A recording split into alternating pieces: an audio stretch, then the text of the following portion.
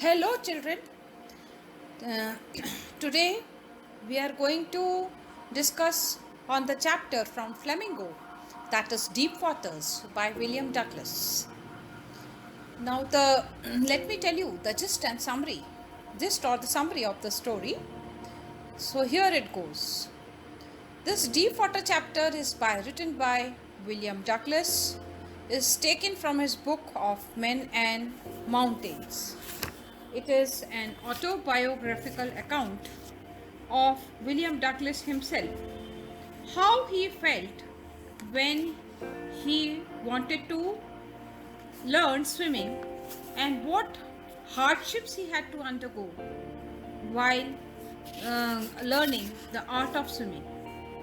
Children, as you all know, the life has many twists and turns, and while we want to achieve something or aim in life, it requires endurance, patience, and perseverance on the part of a person. Patience is a must. Nothing can be achieved within a short duration of time, or we can say success has no shortcuts.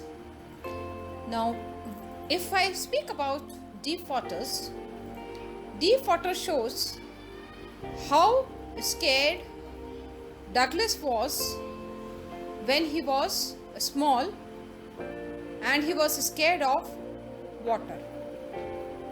And his first experience was on the sea beach when he was along with his father.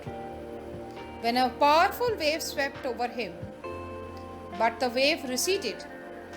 Though the wave receded, William Douglas was extremely terrified, petrified. He aimed to learn swimming. For this, he chose the pool, which was named as YMCA. It was safe.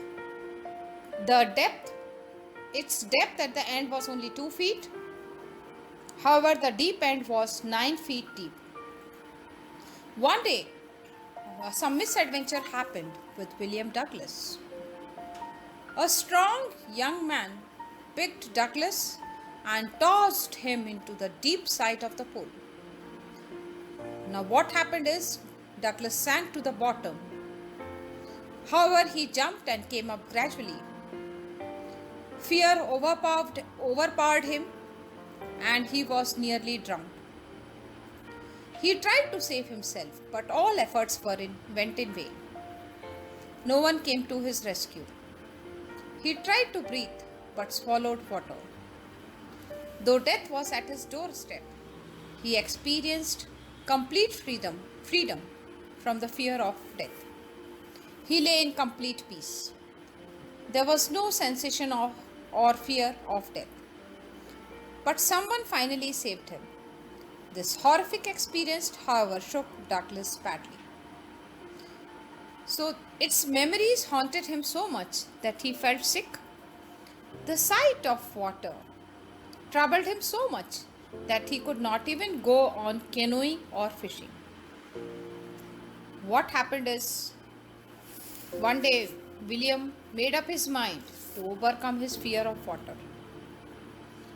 And what he did is, he arranged an instructor to teach him the art of swimming. So the instructor started training him bit by bit. He was able to overcome his fear completely and swim for 2 miles. The experience of fear and death and its conquest made him live intensely. Conquering fear made him realize the true value of life and helped him enjoy every moment of his living. He finally learned to live life to the full. Now, the most important part which is asked mostly in the exams is, how did William Douglas overcome his fear of water? I am going to focus on this part, how he overcome his fear of water. So the panic Douglas had experienced in the pool haunted him. Its remembrance made him sick. As he went boating, fishing, or bathing, fear gripped him. He was unable to enjoy canoeing, boating, fishing, or swimming. Douglas hired an instructor to learn swimming without fear. What all steps the instructor took for Douglas to teach him and reach to the perfection that the instructor put a belt around Douglas. The rope went through a pulley that ran on an overhead cable. The instructor caught the end of the rope.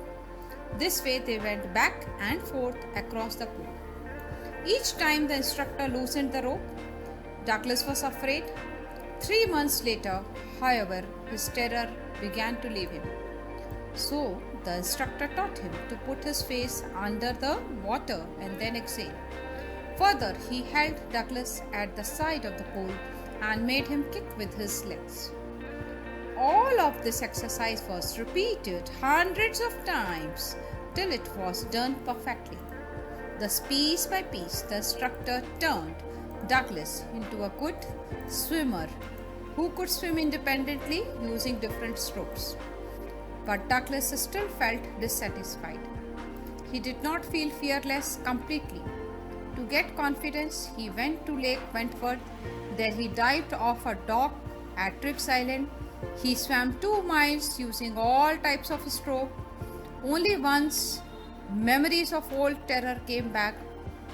Douglas overcame them with a laugh. At last, he was able to overcome his fear of water totally. So, here the story ends with that Douglas was successful in achieving his aim in learning the art of swimming. There are many questions which are asked, like, there is all we have to fear is fear itself. Have you ever had a fear that you have now overcome? Elaborate. Why was Douglas determined to get over his fear of water? One more question. How did the instructor make Douglas a good swimmer? How did Douglas make sure that he conquered the old terror? How did Douglas develop an aversion to water?